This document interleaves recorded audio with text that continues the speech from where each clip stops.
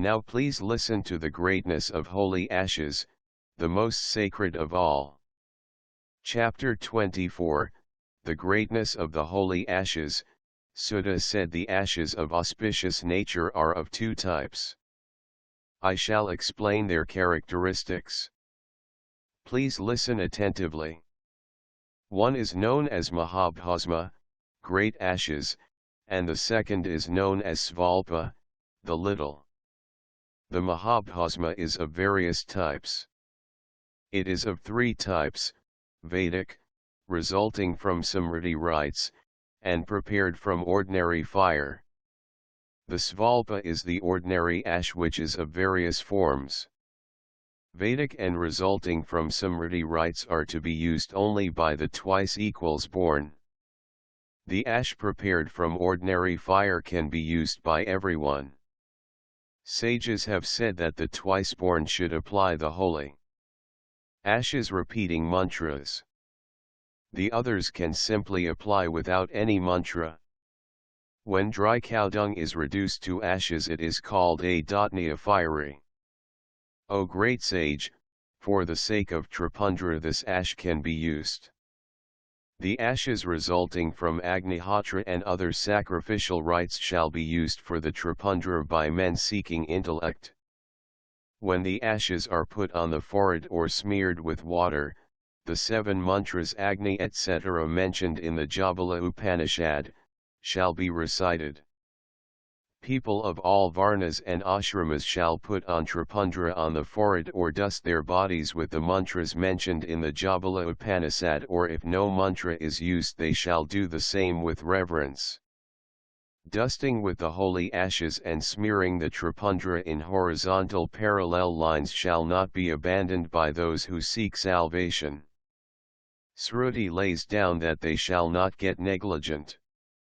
Shiva, Vishnu, Uma, Lakshmi, goddess of speech, and other gods and goddesses, Brahmins, Kshatriyas, Vaishyas, and persons of mixed castes and hill tribes have observed Tripundra and dusting always.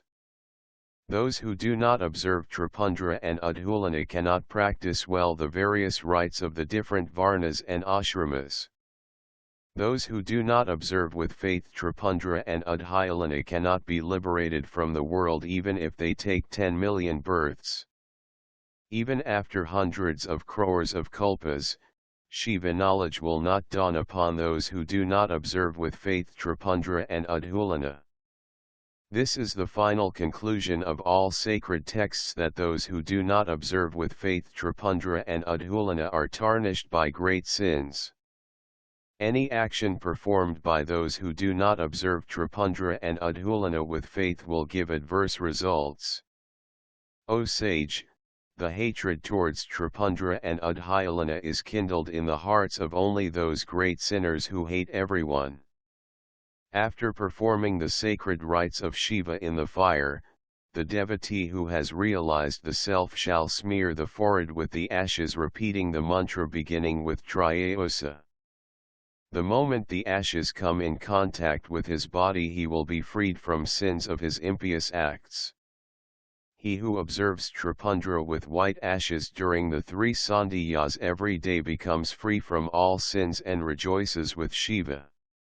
He who makes the Tripundra on the forehead with white ashes shall attain, on death, the primordial worlds. No one shall repeat the 6-syllabled mantra without applying ashes on the body. After making the Tripundra with the ashes, he shall perform the japa. All holy centers and all sacrifices will be present forever in the place where a man, after having put ashes on his body, stays permanently, no matter whether he is ruthless, base, sinful, or commits morning sins, or is a fool or a fallen man. Even a sinful person is worthy of being honored by devas and asuras if he has Tripundra on his forehead. What then of a faithful man endowed with a pure soul? All the holy centers and sacred rivers go ever to the place which a person who is endowed with Shiva Jnana, knowledge Shiva, and has put on ashes casually visits. Why should I say more? The sensible person shall always apply the ash, shall always worship the phallic image and shall always repeat the six-syllabled mantra of Shiva. Neither Brahma, nor Vishnu, nor Rudra, nor sages, nor the devas can explain adequately the greatness of the application of the ashes. Even if a person has eschewed the duties of the different varnas and ashramas, even if a person has omitted the holy rites of the Vritas, he shall be freed from the sin if he wears tripundra once. Those men who exclude a man wearing tripundra and perform holy rites are not liberated from worldly bondage even after crores of births. If a Brahmin wears the tripundra with the ash on his forehead, he must be considered as having learned everything from the preceptor and as having performed every sacred rite. Those who begin to strike on seeing a person who has applied the ash are reborn of Chandala parents. O Holy One, this can be guessed by the wise. With great devotion Brahmins and Kshatriyas shall apply the holy ashes over such parts of the body as are prescribed by the rule, repeating the mantra Manastok 156 etc. A Vaishya shall apply the ashes repeating the Triambaka mantra and a Siadra with the five-syllabled mantra. Widows and other women shall do like the Sudras. A householder shall repeat the Panchabrahma mantra etc. and a brahmacharins shall repeat the Triambaka mantra at the time. The Vanaprastha shall repeat the Aghara mantra 161 and an ascetic shall observe with the Pranava alone. A Shiva Yogin being outside the pale of Varna and Ashrama rites because of his conception I am Shiva shall wear ashes with the Isana mantra. Shiva has ordained that the rite of wearing ashes shall not be eschewed by the people of any caste and outside the bounds of caste by other living beings. A person who has applied ashes on his body actually wears as many lingas as there are particles of the ash that remain on his body. Brahmins, Kshatriya, Vaishyas, Sudras, people of mixed castes, women, widows, girls, heretics, a brahmacharin, a householder, a forest dweller, an ascetic, performer of sacred rites and women who have tripundra marks are undoubtedly liberated souls. Just as the fire when touched with or without knowledge burns the body, so does the ash worn consciously or unconsciously sanctify the man. No man shall drink or eat even a bit without applying bhasma or wearing rudraksha. If he eats or drinks, whether he is a householder or vanaprastha or an ascetic, a man of the four castes or of mixed caste, he becomes a sinner and goes to hell. If a man of the four castes repeats Gayatri 162 or if an ascetic repeats the Pranava, he shall be liberated. Those who censure tripundra actually censure Shiva. Those who wear it with devotion actually wear Shiva. Fie upon the forehead that is devoid of ash. Fie upon the village that has no Shiva temple. Fie upon that life that does not worship Shiva. Fie upon the lore that does not refer to Shiva. Great indeed is the sin accruing even from the side of those who censure Shiva, who is the support of three worlds, and those who censure the man weighing tripundra on his forehead. They are on a par with pigs of rubbish heap, demons, donkeys, dogs, jackals, and worms. Such sinful persons are hellish fiends even from their very birth. They may not see the sun during the day and the moon during the night. One may not see them even during sleep. They may be freed by repeating the Vedic Rudra Sukta. Those who censure a person wearing the tripundra are fools.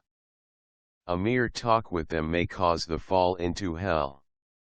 There is no way of saving then. O sage, Tantrika is not authorized in a Shiva yagna, nor a person having worn urdhva tripundra, vertical mark on the forehead, by a Vaisnava. A person marked with a heated wheel, a mark of a Vaisnava, is excluded from Shiva Yagna. There are many worlds to be attained as explained in Brajabala Upanishad. Taking that into consideration, a man shall be devoted to the ashes. Just as sandal paste alone can be applied over sandal paste, so also only the ash shall be applied over the sacred mark on the forehead. A sensible person will not apply anything over the forehead that wears the ornamental mark of ashes on it. The tripundra shall be applied up to the forelocks by women. Brahmins and widows shall apply the ash also. Similarly it shall be applied by person of all ashramas. Thus it bestows salvation and destroys all sins. He who makes tripundra duly with the ash is freed from groups of great as well as small sins. A brahmacharan, a householder, a forest dweller or an ascetic, Brahmins, Kshatriyas, Vaishyas, Sudras, the low and the base people become pure by means of tripundra and udhulana applied according to the prescribed manner and get their heaps of sins destroyed. A person regularly applying the ash is freed of the sins of slaughter of women and cows and that of heroes and horses. There is no doubt about it. By means of tripundra, the following, and similar others of innumerable sorts are destroyed immediately: theft of others' wealth, outraging the modesty of other men's wives, censuring others, usurping and forcibly occupying others' fields, harassing others, theft of plants, parks etc., incendiarism, acceptance from base people of the gifts of cow, gold, buffalo, gingali seeds, blankets, cloths, cooked rice, food grains, water etc., sexual intercourse with prostitutes, women of the tribal castes, fisher women, slave women, actresses, widow, virgins, and women in their menstrual periods, selling of flesh, hides, gravy etc. and salt, calumny, perjury, deceitful arguments, and utterance of falsehood. The theft of Shiva's property, censure of Shiva in certain places and the censure of the devotees of Shiva can be dispelled by the rites of expiation. Even a Chandala who wears Rudraksha over his body and the tripundra on his forehead, is worthy of respect. He is the most excellent of all castes. He who wears the tripundra on his forehead gains the same merit as one who takes his bath in the sacred rivers like Ganga and whatever other sacred ponds, lakes, and holy centers there are in the world. The five-syllabled mantra which grants Shiva Kaivalya is on a par with 7 crores of great and many crores of other mantras. O sage, mantras of other deities bestowing all blessedness are easily accessible to the devotee who wears the tripundra. He who wears tripundra raises 1,000 predecessors and 1,000 successors in his family. In this life he will enjoy all worldly pleasures and live long without any disease. At the end of the span of his life he will have a peaceful death. He will assume then a divine auspicious body endowed with 8 accomplishments. He will travel by a divine aerial chariot attended by celestial gods. He will enjoy the pleasures of Vidyadharas, powerful Gandharvas in the worlds of Indra and other guardians of the quarters and those of Prajapatis, and finally reach Brahma's region where he will sport with 100 virgins. He will enjoy different kinds of pleasures there for the full period of the span of life of Brahma. He will then enjoy the pleasures in the Vishnuluka till 100 Brahmas die. Thereafter he will attain Shivaloka and enjoy everlasting bliss there. Finally he will attain Shiva Saojya. No suspicion need be entertained in this matter. After going through the essence of all Upanishads again and again, this is what has been arrived at, that the tripundra is conducive to great excellence. A Brahmin who censures the ash is no longer a Brahmin but of another low caste. he will undergo the tortures of terrible hell for the period of the span of life of the four-faced Brahma. A man who wears the Tripundra while performing Sraddha, Yagna, Japa, Homa, Vaisvedava, and the worship of the deities is a purified soul, and he conquers even death. When impurities are evacuated, a bath with water shall be performed. A bath with the ash is always purifactory. A bath with mantras removes sin, and if a bath with knowledge is taken, the greatest goal will be reached. A man who takes the bath of ashes derives that benefit which all holy centers accord. He gets the merit thereof. Bath with the ash is a holy center where Ganga Snana is possible every day.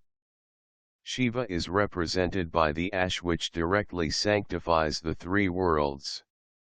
Infructuous is the knowledge, meditation, gift, and japa if these are performed by a brahmana without wearing tripundra. A forest dweller, virgins and men without initiation shall apply the ash pasted in water up to the midday and thereafter without water. He who wears tripundra like this regularly with a pure controlled mind must be considered a true devotee of Shiva. He derives worldly pleasures and salvation. If a person does not wear a bead of Rudraksha, which accords many merits, if he is devoid of tripundra as well, his life becomes futile. Thus I have briefly told you the greatness of tripundra. This is a secret to be safely guarded by you from all living beings. O leading sages, in the different parts of the body as the forehead etc. 3 lines constitute the tripundra. The tripundra on the forehead extends from the middle of the eyebrows to the tips of the brows on either side. With the middle and the ring fingers a line drawn in the opposite direction is called tripundra. With the 3 middle fingers, take the ashes and apply the tripundra on the forehead. It would give worldly pleasures and salvation. For each of the 3 lines there are 9 deities everywhere in the body. I shall mention them. Listen attentively. The 9 deities of the first line are syllable A, sacrificial fire, earth, Dharma, the attribute Rajas, Rig Veda, Kriya Shakti, the power to do, Pradasavana, morning rituals, and Mahadeva. O foremost among sages, this shall be carefully understood by those who are initiated in the cult of Shiva. The 9 deities of the second line are the syllable U, Daksha fire, sacrificial fire, the principle of ether, attribute Sattva, Yajurveda, Madhyandina Savana midday rituals, Ikashakti, the willpower, the Antaratman, the immanent soul, and Maheswara.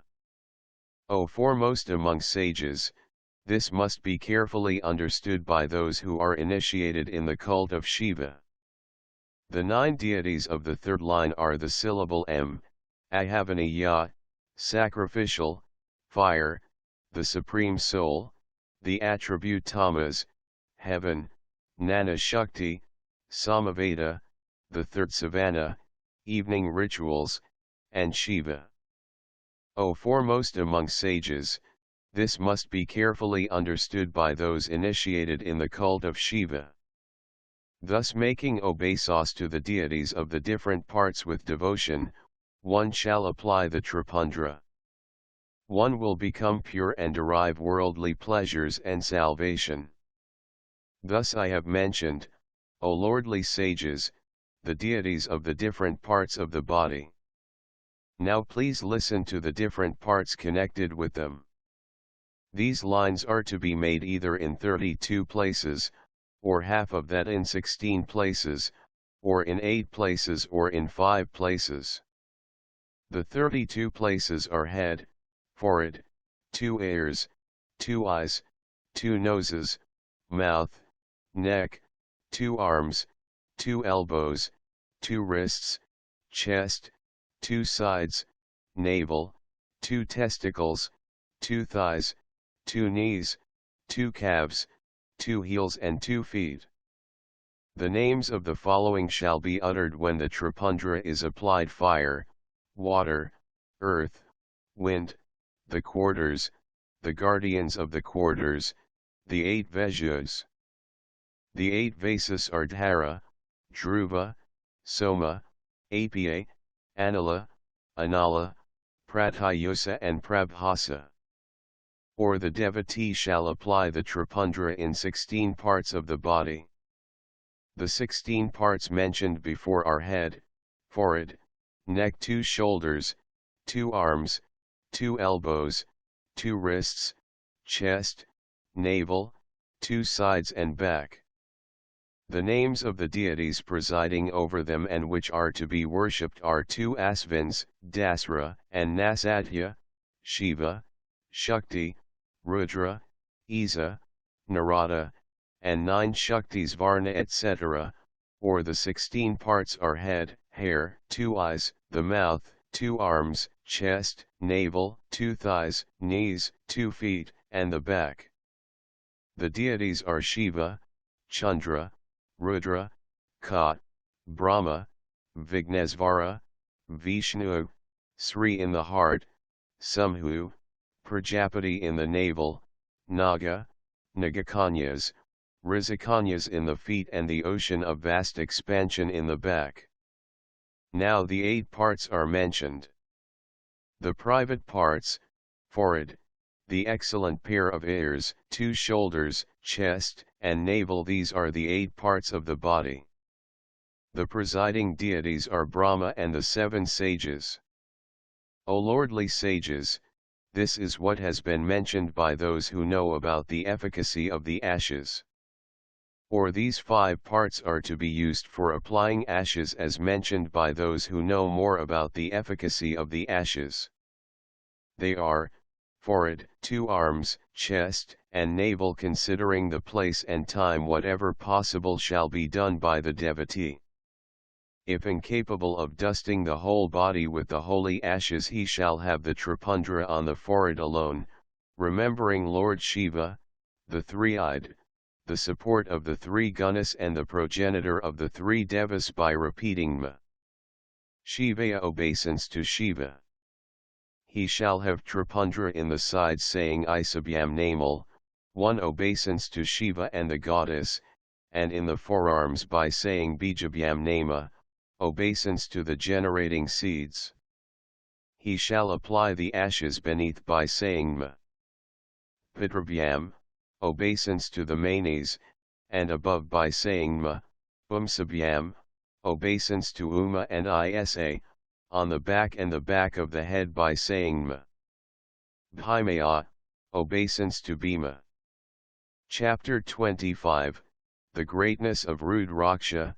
Sutta said, O sage Saunaka, highly intelligent, of the form of Shiva, noble-minded, please listen to the greatness of Rudraksha.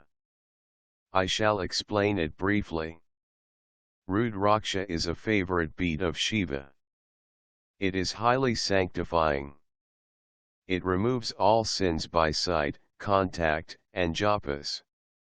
O sage, formerly the greatness of Rudraksha was declared to the goddess by Shiva, the Supreme Soul, for rendering help to the worlds. Shiva said, O Shiva, Mahadevi, be pleased to hear the greatness of Rudraksha. I speak out love for you from a desire for the benefit of the devotees of Shiva. O Mahesani, formerly I had been performing penance for thousands of divine years. Although I had controlled it rigorously, my mind was in flutter. Out of sport, I being self-possessed just opened my eyes, O goddess, from a desire of helping the worlds. Drops of tears fell from my beautiful half-closed eyes. From those teardrops there cropped up the Rudraksha plants. They became immobile. In order to bless the devotees, they were given to the 4 Varnas devoted to the worship of Vishnu. Rudrakshas grown in Gagaland became great favorites of Shiva. They were grown in Mathura, Lanka, Ayodhya, Malaya, Sahaya Mountain, Kasi, and other places.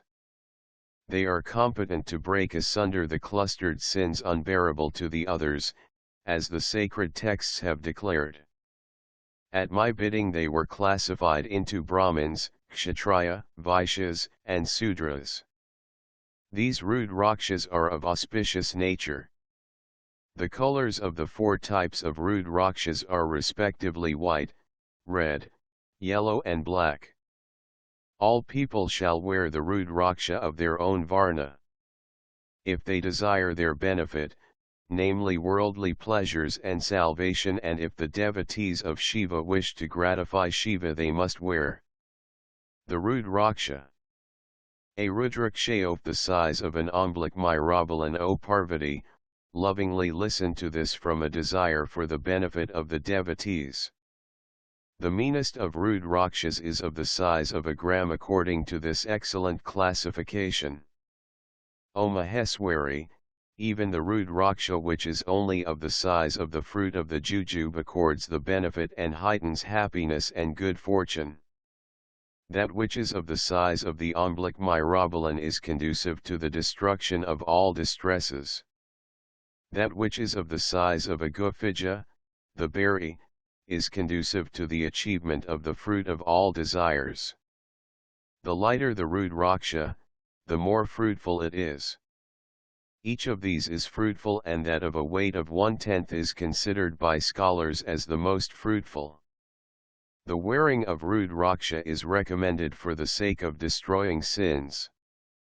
Hence that which is conducive to the achievement of every object has to be worn certainly. O Parmsvari, no other necklace or garland is observed in the world to be so auspicious and fruitful as the rude Raksha. O Goddess, are Rudrakshas of even size, glossy, firm, thick and having many thorn-like protrusions yield desires and bestow worldly pleasures and salvation forever. 6 types of Rorakshas shall be discarded: that which is defiled by worms, is cut and broken, has no thorn-like protrusions, has cracks and is not circular. That which has a natural hole from end to end is the most excellent, that which is bored through by human effort is the middling one. The wearing of rude Raksha is spoken of as conducive to the destruction of great sins. If 1100 rude Rakshas are worn on the person, the man assumes the form of Rudra. Even in hundreds of years it is impossible to describe adequately the benefit derived by wearing 1150 rude Rakshas. A person of pious nature shall make 3 circular strings in the manner of the sacred thread, each having 360 beads. O Maheswari, 3 rude Rakshas must be worn on the tuft and 6 in each of the ears right and left.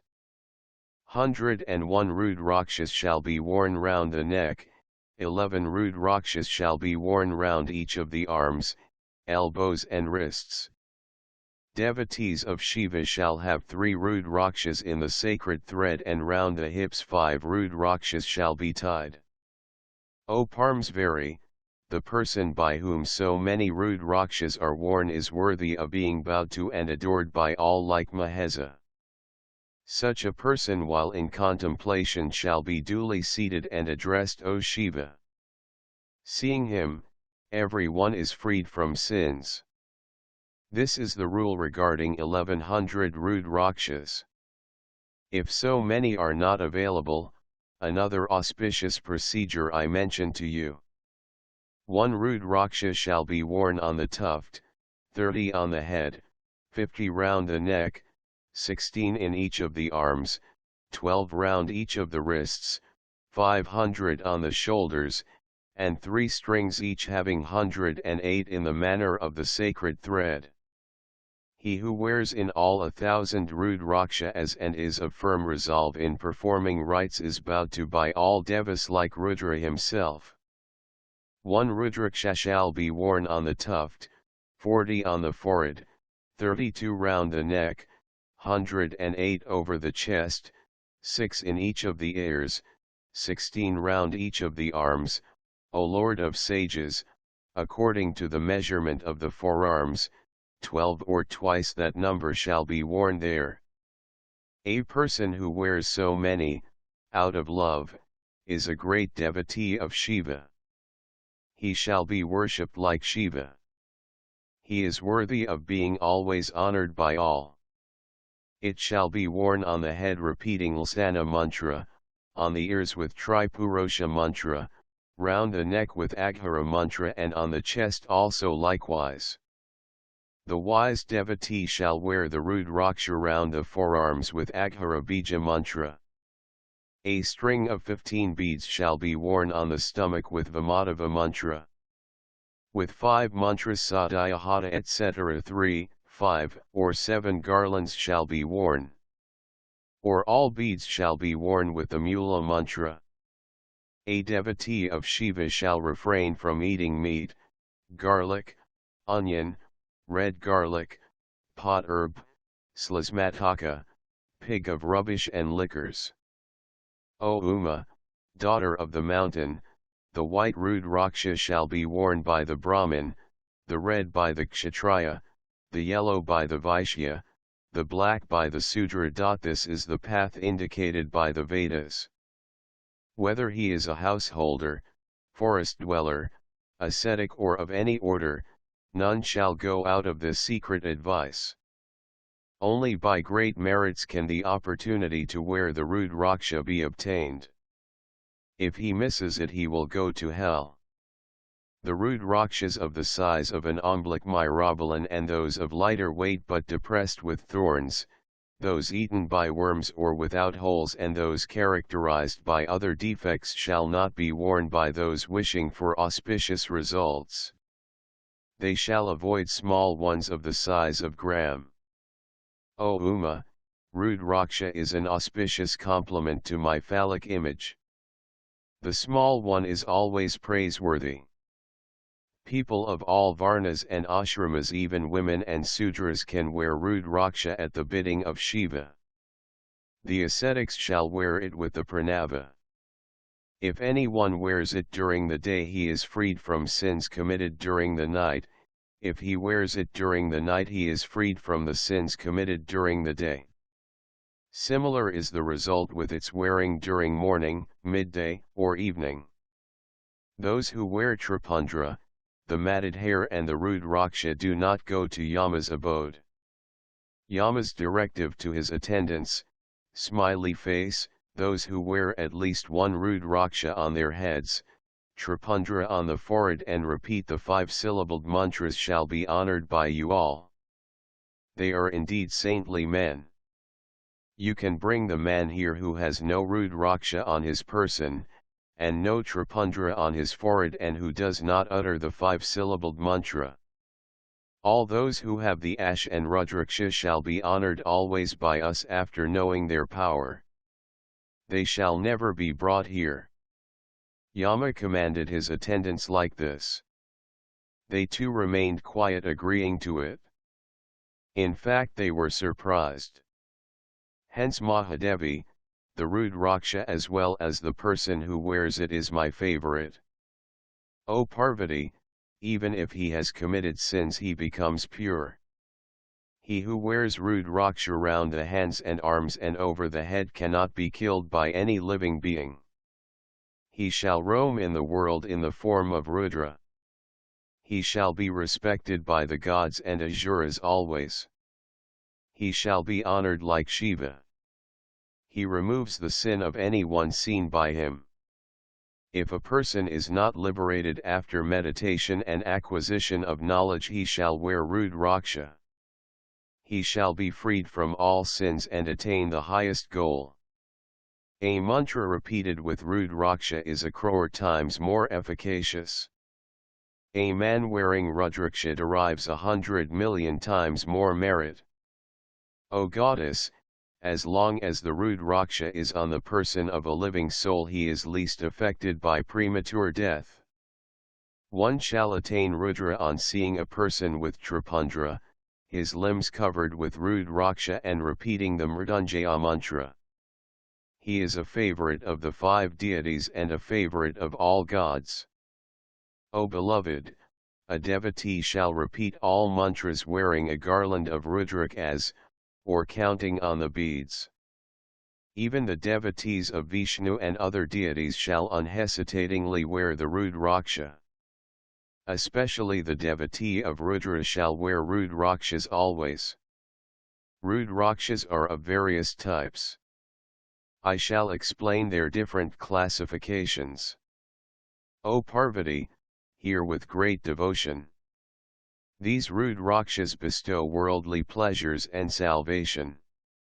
A Rudraksha of a single face is Shiva himself. It bestows worldly pleasures and salvation. The sin of Brahman slaughter is washed off at its mere sight. Where it is adored, fortune cannot be far off. Harms and harassments perish. All desires are fulfilled. A Rudraksha at 2 faces is Ua, the Lord of Devas. It bestows the fulfillment of all desires. Especially, that Rudraksha quickly quells the sin of cow slaughter. A Rudraksha with 3 faces always bestows means of enjoyment. As a result of its power all laws become firmly established. A Rudraksha of 4 faces is Brahma himself. It quells the sin of manslaughter. Its vision and its contact instantaneously bestow the achievement of the 4 aims of life. A Rudraksha at 5 faces is Rudra himself. Its name is Kaligna. It is lordly. It bestows all sorts of salvation and achievement of all desired objects. A 5-faced Rudraksha dispels all sorts of sins such as accrue from sexual intercourse with a forbidden woman and from eating forbidden food. A Rudraksha at 6 faces is Kartikeya. A man who wears it on the right arm is certainly absolved of the sins of Brahman slaughter and the like. A Rudraksha with 7 faces, O Mahesani, is called Ananga. O Devasi, by wearing it even a poor man becomes a great lord. A Rudraksha at 8 faces is called Vajumurti and Bhairava. By wearing it a man lives the full span of life. After death he becomes the trident-bearing lord, Shiva. A Rudraksha at 9 faces is also Bhairava. Its sage is Kapila. Its presiding goddess is Durga of 9 forms, Mahesvari herself. That Rudraksha shall be worn on the left hand with great devotion.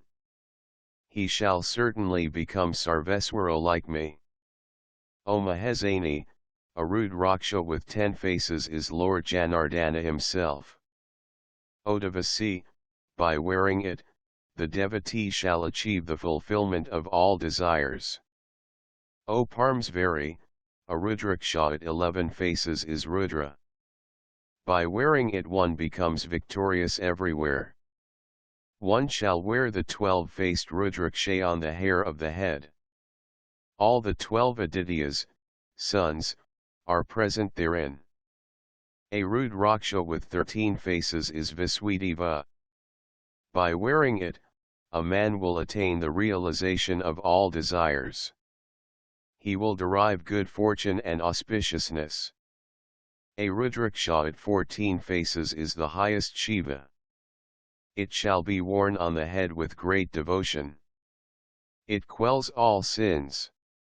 O daughter of the King of Mountains, thus I have explained to you the different types of Rudrakshas based on the number of faces. Please listen to the mantras with devotion.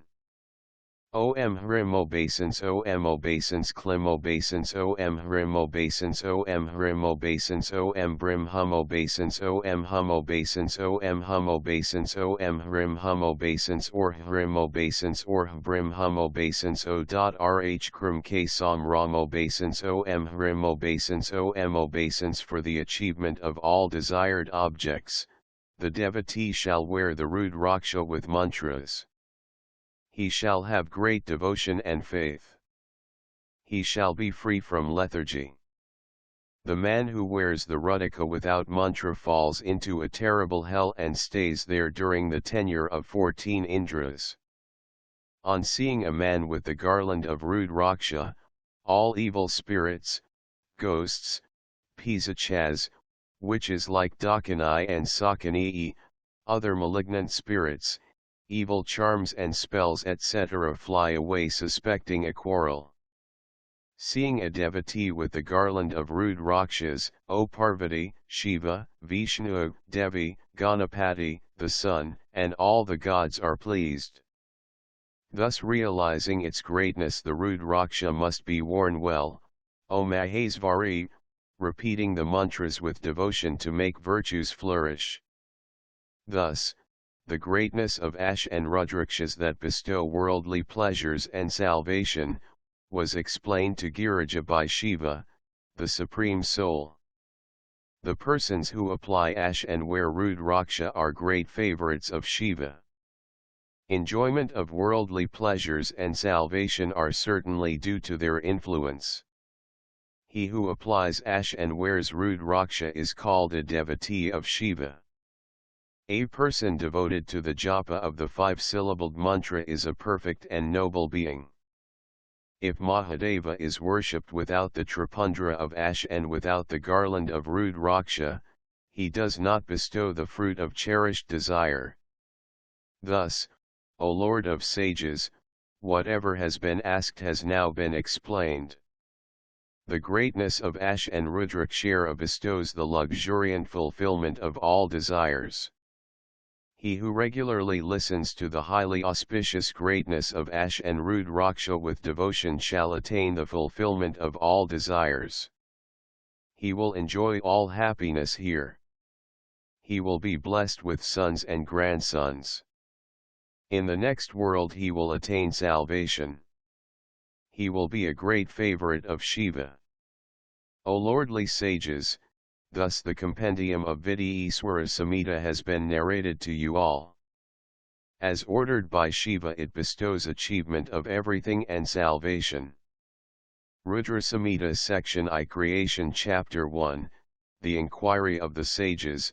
I bow to Shiva the consort of Gauri, the sole cause of the origin, sustenance, dissolution of the universe, who has understood the reality, who is of endless renown, who is the support of Maya but is free from its influence, whose form is incomprehensible, who is unsullied and who is perfect knowledge itself. I salute Shiva who is prior to Prakriti, who is calm and tranquil, the only excellent Purusha, who has created this visible universe and who stays both within and without like ether. I salute Shiva, of unmanifest form, who having extended himself by way of creation stands in the middle of it while the worlds move around him like iron filings round a magnet. Y. Vyasa said I describe this after bowing to Samhu, the father of the universe, Shiva the mother of the universe and Ganadasa their son. Once Saunaka and other sages living in Namasa forest asked Sudha with full devotion. The sages said, the good and auspicious story of Vidyeswara Samhita has been heard by us. This first delightful compendium, on the achievable and the means of achievement is lovingly disposed to the devotees. Sudha, O blessed Sudha, live long. Be happy. You will please narrate to us, O dear, the great anecdotes of Shiva. O sinless one, drinking the nectar of knowledge poured out from your lotus mouth we are never satiated. Hence we would like to inquire of you something more.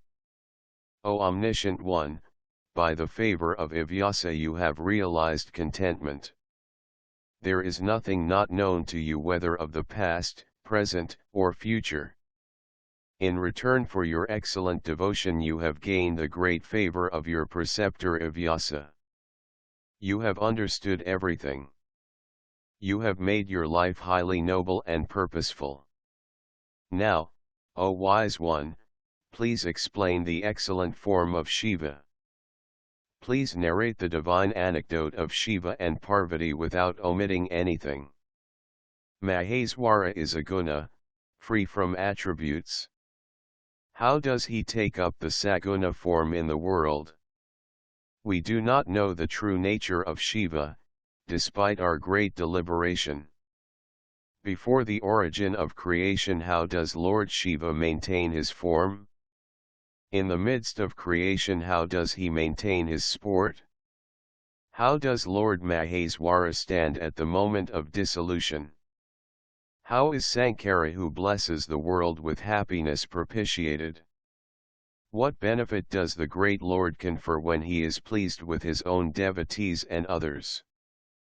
Please tell us. We have heard that the Lord becomes pleased instantaneously.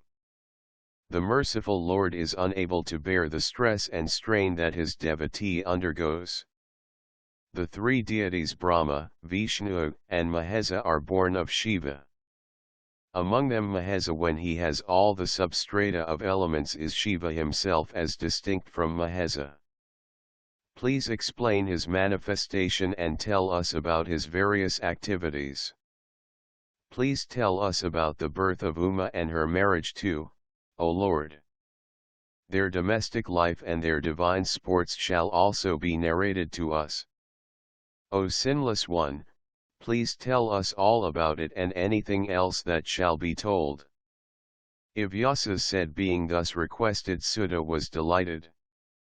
Remembering the lotus-like feet of Shiva, he replied to the sages.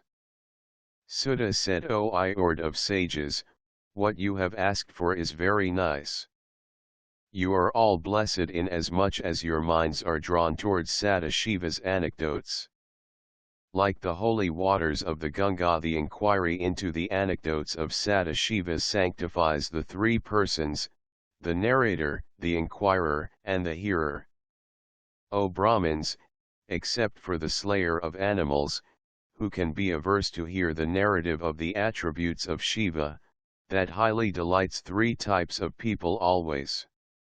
When it is being recited by persons who have no attachment or desire, it is verily an antidote for all ailments of worldly existence, for it is highly delightful to the ear and the heart, while at the same time it bestows all objects. O Brahmins, I shall explain Shiva's sports in the light of your inquiry as far as my intelligence enables me to do so. Please listen respectfully. Induced by Lord Vishnu, a manifestation of Shiva, Narada had also put the same question to his father Brahma as you are asking me now. On hearing the words of his son, Brahma, a devotee of Shiva, was delighted in his mind. Out of love he sang the glory of Shiva, heightening the pleasure of the excellent sage Narada. Vyasa said, the learned Brahmins, on hearing the words of Sudha, became eager to know more of that conversation and so asked him. The sages said, O Sudha, O foremost among the most delightful words to know more. Blessed Sudha, of great intellect and devotees of Shiva, on hearing your our minds have become very eager. Dear one, please tell us lovingly when this highly pleasant conversation between Brahma and Narada took place, wherein Shiva's glory was sung and the divine sport of Lord Shiva, destructive of worldly existence, had been discussed. What were the questions and how were they answered?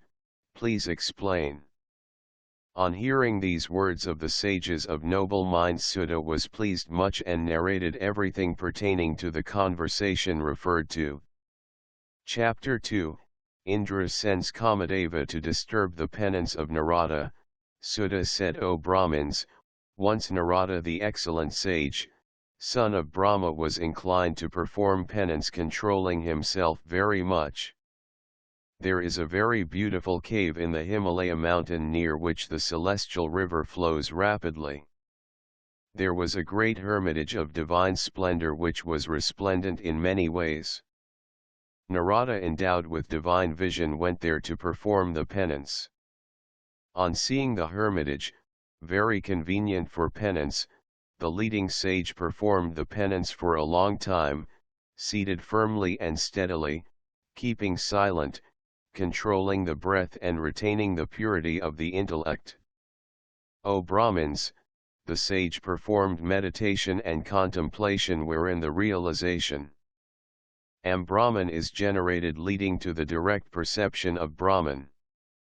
When the great sage Narada was thus performing penance, the mind of Indra became excessively agitated and he trembled. Thinking this sage is yearning for my kingdom, Indra wanted to spoil it. Indra, the leader of Devas, remembered Kamadeva, Cupid, who arrived there immediately, accompanied by his queen, Rati, and Spring, his friend. The king of Devas, endowed with crooked intelligence to achieve his interests, saw that Kama had arrived and addressed him thus. Indra said, O friend, of great prowess, always doing what is beneficent to me, please hear lovingly what I am going to say. Render me your help. Strongly supported by you, I have destroyed the pride of many ascetics, O friend. The stability of my kingdom is always due to your blessing. Narada, the sage, is performing a penance in the Himalaya mountain, directing his mind towards the Lord of the universe with great mental control and firm resolve. I now fear lest he should beg of Brahma my kingdom. You must go there now itself and hinder his penance. Being thus commanded by Indra, Kamadeva, accompanied by his wife, Rati, and Madhu, his friend, went haughtily to that place. He then prepared his own means of attack. He employed all his arts there immediately. Spring too haughtily spread his prowess of diverse nature. O great sages, the mind of the sage, Narada, did not waver. Only the arrogance of these fellows suffered a setback, and that too by the favor of Mahadeva. Please listen to the reason thereof, O Saunaka and other sages. By the controlling power of the Lord, Kama could not exercise any influence. It was in this very place that Shiva, the indefatigable enemy of Kama, had formerly performed a great penance. It was here that Kama was reduced to ashes. Kama, who used to spoil the penances of sages, Rati wanted the resuscitation of Kama and requested the Devas. They appealed to Lord Shiva, the benefactor of the whole world, who said thus, O gods, after some time Kama will come to life again. But none of his tricks will succeed here. Whatever space all round this spot is visible to persons here, will be out of the influence of Kama forever, O Devas. It was due to the statement of Shiva that Kama's vials did not prevail upon Narada. From Shiva's abode he went to Indra. Kama then narrated everything about the sage and commended his power. At Indra's bidding, Kama returned to his own place. Deluded by Shiva's Maya, power of illusion, Indra was unaware of the true facts and was greatly surprised, and he admired Narada. Shiva's Maya is incomprehensible to all. The whole universe is deluded by it. Only the true devotees of dedicated souls escape. Backed by Shiva's blessings, Narada stayed in the hermitage for a long time. Then, realizing that his penance was complete, the sage concluded the same. Thinking that he had conquered Kama, he was puffed with pride. He was devoid of true knowledge and deluded by Shiva's Maya. O great sages, blessed and very blessed is Shiva's Maya. Even Vishnu, Brahma and others do not know the turn it takes. In that state of delusion and puffed up arrogance, the great sage Narada went to Kailasa to expatiate on his own achievement. Bowing down to Rudra, the sage arrogantly spoke of his exploits with the conviction that he was equal to the noble-souled Lord, the conqueror of Kama, that is, Shiva. On hearing it, Shiva, who is favorably disposed to his devotees, advised Narada, who was ignorant of the real cause, whose mind had strayed and who had been deluded by his, Shiva's, Maya. Rudra said, "Dear Narada, O wise sage, you are blessed. But please listen to me. Never speak like this anywhere else, especially in the presence of Vishnu. Even when you are asked, you should not mention your achievements as you have done just now. These should be guarded as close secrets and should never be expressed. I bid you specifically like this because you are a great favorite of mine. Since you are a devotee of Vishnu, you are my follower as all his devotees are." Sudha said, "Lord Rudra, the cause of creation, advised him in many ways like this. But Narada, who was still under the influence of Shiva's Maya, did not take up this wholesome advice. The future course of actions shall be considered inevitable by sensible persons. The will of Shiva cannot be warded off by anyone." Then the great sage went to Brahma's world. After saluting Brahma, he told him about his conquest of Kama as a result of his penance. On hearing that, Brahma remembered the lotus-like feet of Shiva and knew thereby the true cause. He then forbade his son. Although foremost among the wise, Narada did not take up the advice of Brahma as he had been deluded by Shiva's Maya. The sprout of arrogance had been so fixed in his mind. Everything will take place in the world in the manner Shiva wills. It is true that the entire universe is dependent on his will. Narada hastened to Vishnu Loka in the same state of senseless arrogance, to boast of his exploits in the presence of Vishnu. When Vishnu saw Narada approaching, he could guess the purpose of his visit. He stood up and received him cordially. He walked forward and embraced him lovingly. He made Narada sit comfortably. After remembering the lotus-like feet of Shiva, he frankly uttered these words intended to quell the arrogance of Narada. Vishnu said, "O dear Narada, foremost among sages, you are blessed. I am sanctified by your visit. May I know where you come from and why you have come?" On hearing these words of Vishnu, the sage Narada felt elated. He narrated his story in the same haughty manner. On hearing the arrogant words of the sage, Vishnu remembered the lotus-like feet of Shiva again and understood the true cause.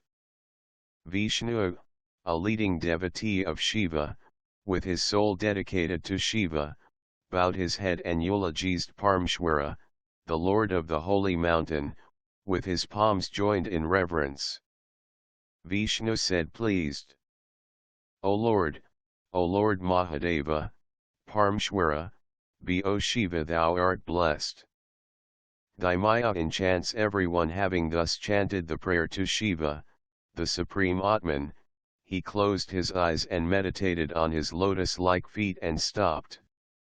On coming to know what Shiva was about to do, through Shiva's bidding, he addressed the great sage pleasantly.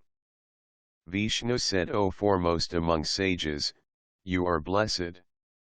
You are the storehouse of austerities and large-hearted. O sage, lust and delusion rise only in the heart of that man who is devoid of the three types of devotion. Base passions that bring in their wake all sorts of miseries crop up in him instantly. But you are vowed to perpetual celibacy. You are ever endowed with knowledge and devoted to non-attachment. Unaffected by passion and highly intelligent by nature, how can you be swayed by lust? On hearing words like these, the great sage laughed within himself but spoke to Vishnu humbly. Narada said, O Lord, what can Kama do to me if you remain favorable to me? Saying so, the sage who had paid a casual visit bowed to Vishnu and left. Chapter 3, Narada attends the Svayamvara of a virgin and is discomfited. The sages said Sii, O blessed Sutta, the disciple of Vyasa, our obeisance to thee. It is due to thy grace that this wonderful story has been narrated to us, O dear one. Now tell us in detail what Vishnu did after Narada had left the place. And where did Narada go?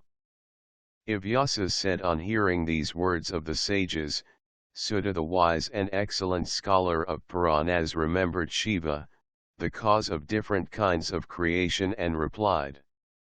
Sutta said when Narada went away casually, Vishnu, skillful in wielding his Maya, spread his Maya, as Shiva had willed. On the path taken by the sage he created a big wonderful city. It was 100 yojanas in extent and surprisingly beautiful. It was far more beautiful than heaven. Many articles were displayed there. Men and women of all the four castes stayed there. The wealthy and prosperous king of that city named Silanihai was preparing for the gorgeous celebration of the voluntary wooing Svayamvara, of his daughter. Brilliant princes coming from all the four quarters eager to court the princess had thronged there dressed in diverse ways. On seeing such a splendid city Narada was enchanted. With his love kindled, he eagerly went to the palace threshold. When the sage reached the palace, the king Silanihai adored him, having offered him a seat on the splendid throne studded with precious gems. He called his daughter Srimati and asked her to kneel down at the feet of Narada. Being struck with wonder on seeing the girl, Narada said, O king, who is this lovely girl comparable to celestial damsels? On hearing the words of the sage, the king replied with his palms joined in reverence, O sage, this is my daughter Srimati. She has attained the marriageable age. She is in search of a qualified bridegroom. She has all charms and accomplishments and her Svayamvara is imminent. O sage, kindly foretell her destiny, everything that is in her horoscope. Please tell me what sort of a husband she will get. By the time these words were spoken, Narada had become an agitated victim of love and desired her. Addressing the king, he said thus, O great king, this daughter of yours is endowed with all characteristics. She is highly fortunate and blessed like Lakshmi. She is an abode of all qualities. Her future husband will certainly be a splendid god, lord of all, unvanquished, heroic, on a par with Shiva, and vying with Kamadeva. Having said this, the casual visitor Narada took leave of the king. Deluded by Shiva's Maya, he was extremely oppressed by love. The sage began to muse, how shall I get her? How shall she woo me amongst the princes in the Svayamvara hall? A comely appearance appeals to all women in every respect. Only by seeing a charming personality will she become enamored. Thinking thus, Narada, who was agitated by love, went to Vishnu Loka somehow to acquire Vishnu's form to captivate her. He saluted Vishnu and said, Shall tell you secretly my affairs entirely. When Vishnu, who did everything according to Shiva's wish, agreed and asked him to narrate, the sage said, Narada said, the king Silanihai is one of your devotees. He is a righteous king. His daughter Srimati is a maiden of very fair complexion and wide eyes. She has the luster of Jagan Mohini, enchantress of the universe, a manifestation of Vishnu, and is the most beautiful woman in all the three worlds. O Vishnu, I wish to marry her without delay. The king, at the request of the princess, has arranged for a Svayamvara.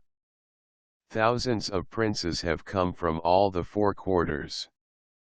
If you can favor me with a splendid form, I shall be able to gain her certainly. She will not put the wedding garland round my neck without your splendid form. O Lord, give me your form. I am your servant and favorite.